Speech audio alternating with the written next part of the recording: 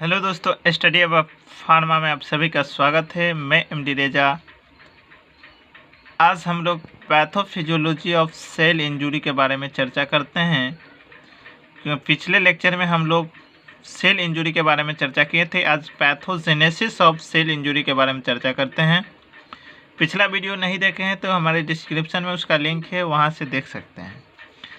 Reversible cell injury, the effect of cell injury reversed on the restrictions of the blood supply if the ischemia or hypoxia of short durations. This is known as reversible cell injury.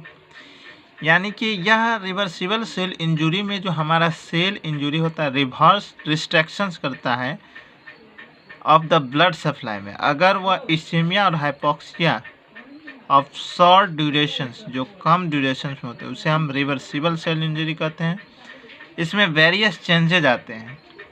Hypoxia और ischaemia, reversible cell injury के दौरान जो changes आते हैं हमें देखने को मिलता है। हाइपोक्सिया इस्चेमिया का केस आता है एटीपी का डिक्रीज होना, decrease in pH systole, decrease in protein synthesis और सोडियम पंप डैमेज हो जाता है और functional and ultra structural changes होता है। उसके बाद हमारा रिवर्सिबल सेल इंजरी होता है। तो आइए यह सब चेंजेस होता है, इसका कारण देखते हैं। जो hypoxia, ischaemia, ATP decrease pH, decrease protein synthesis, इस सब के बारे में डिटेल से बात करते हैं। Pathogenesis of ischemia induce reversible cell injury, जो पैथोजेनेसिस इस्चेमिया इंड्यूस करता है reversible cell injury.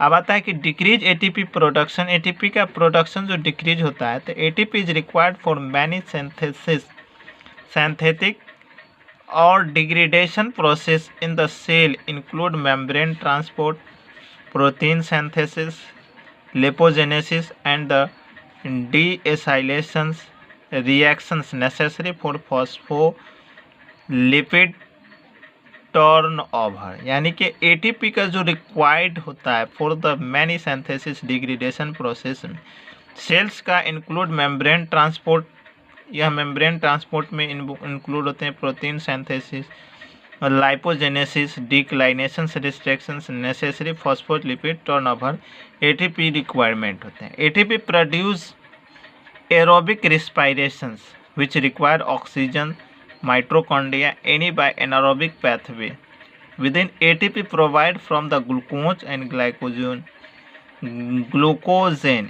in the absence of oxygen।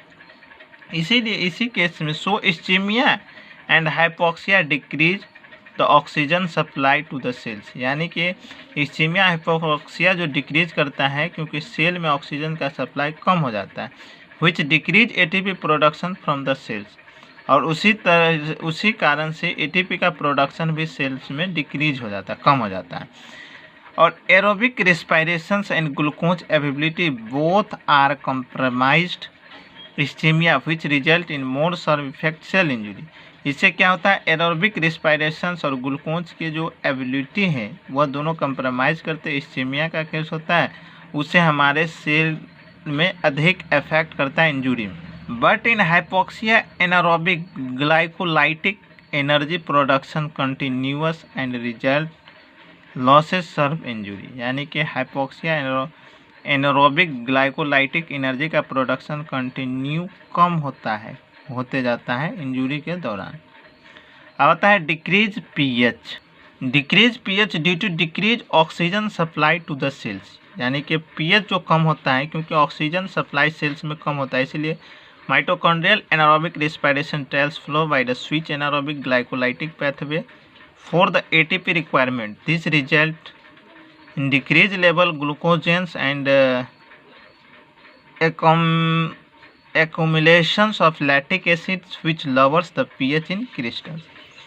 अब आता है sodium pump damage. Sodium pump can be sodium potassium phosphate operate at the plasma membrane which allows to sodium pump damage. Sodium potassium phosphate operates at which plasma membrane which allow the active transport of sodium out of the cell।